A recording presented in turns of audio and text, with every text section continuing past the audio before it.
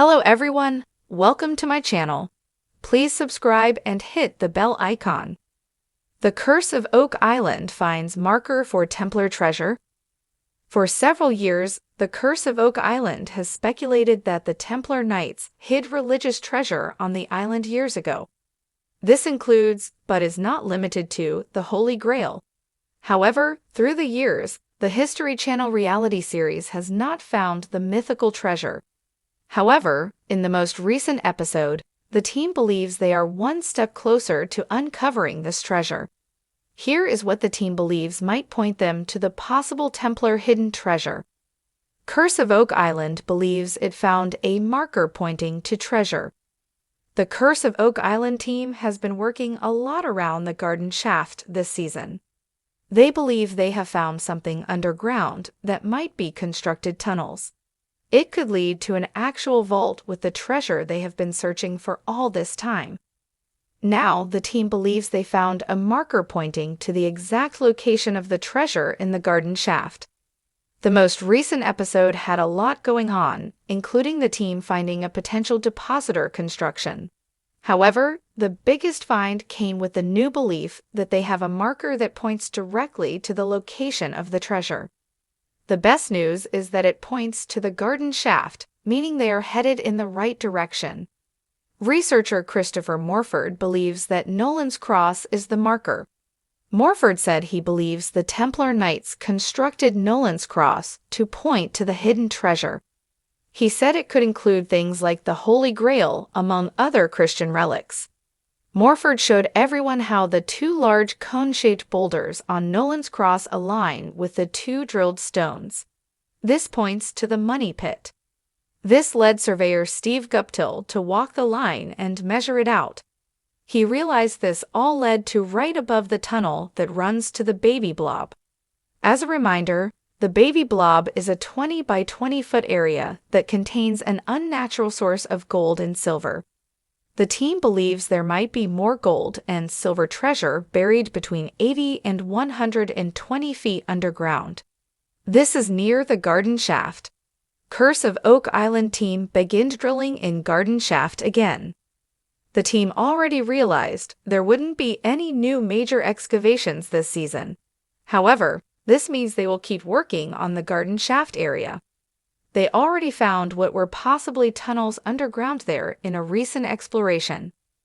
Now, Rick and Marty Lagina have started work drilling there again. What was fun about this moment was that Rick, 72, and Marty, 68, were the ones physically drilling in the area, teasing they were returning to their roots, as their grandfather was a miner. However, while it seemed fun, they discovered wooden beams that might be a tunnel heading to the Baby Blob. Under the ancient canopy of towering oak trees, the island remained shrouded in mystery. For over 2 centuries, treasure hunters have flocked to Oak Island, driven by whispered legends and tantalizing clues of untold riches buried beneath its soil. From pirate gold to the Holy Grail, theories abound as to what lies hidden in the money pit. But none are more compelling than the notion of Templar treasure. In recent seasons of The Curse of Oak Island, the Lagina brothers, Rick and Marty, along with their dedicated team, have poured their hearts and resources into solving the island's enigma. Metal detectors have beeped, drill bits have churned, and experts from around the world have been consulted. As episode after episode unfolds, new discoveries have been made. But in their most recent excavation, the team may have uncovered their most significant clue yet, a marker that some believe is evidence of a Templar connection to Oak Island. It was a crisp autumn morning when the team set out for Lot 32, an area that had long been overshadowed by the notorious money pit. The decision to dig there wasn't random. It was based on a combination of historical research, geomagnetic surveys, and a gut feeling that something significant lay buried beneath its surface. As the heavy machinery began to cut into the earth, there was a palpable tension in the air. Weeks of digging had yielded small finds, a few coins, shards of pottery, even a button, but today felt different. Suddenly, the backhoe struck something solid. The sound of metal scraping against stone echoed through the air, halting everyone in their tracks. The crew gathered around, anticipation building as they brushed away the soil. Emerging from the dirt was a flat, rectangular stone, unlike any they had seen before. It was large, about 3 feet long and 2 feet wide, with strange carvings covering its surface. At first glance, the symbols appeared to be nothing more than crude etchings, but a closer inspection revealed a pattern, a cross with a loop at the top, a symbol unmistakably associated with the Knights Templar. The team called in their resident historian, Doug Crowell, who carefully examined the stone. As he traced the carvings with his fingers, his expression shifted from curiosity to astonishment.